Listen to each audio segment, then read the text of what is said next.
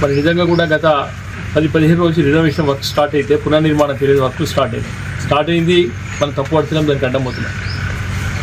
కానీ డైలీ దర్శనాలు ఇవ్వాలనేది కూడా దాదాపు మే 14 నాడు బంద్ చేసినామో ఆ రోజు కూడా మా డిమాండ్ భారతీయ జనతా పార్టీకి వెళ్ళి అఖిలపక్ష కమిటీకి వెళ్ళి కూడా డిమాండ్ చేయడం జరిగింది. కనీసంగా 2 గంటలు 3 గంటలు స్వామివారికి దర్శనాలు జరగాలి.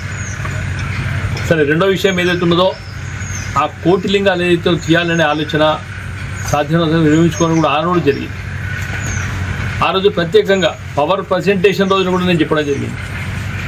మరి కోటిలింగాల తీసివేత ఏదైతే ఉన్నదో భక్తుల మనోభావాలను దెబ్బతినక ప్రయత్నిస్తూ ఉంటుంది. మరి దాదాపు అదే టైంలోకి వెళ్ళి దర్గా ఏదైతే ఉన్నదో ఆ దర్గాలను తీయకుండా తీసినట్టయితే అనేకమైన సమస్యలు ఉత్పన్నమవుతాయి. ఇప్పుడు కూడా మా డిమాండ్ ఒకటే, కోటిలింగాలను ఉంటే అయితే 2 ఒకటేసారి తీస్తారా, దర్గాతో సహా కోటిలింగాలు. లేకుంటే దర్గాను ముట్టకుండా కోటిలింగాలను ముడితే అనేకమైన కోట్లాది మంది హిందువుల ఆత్మాభిమానం దెబ్బతినే పరిస్థితి, చాలా మనోవేదనకు గురవుతూ ఉన్నారు.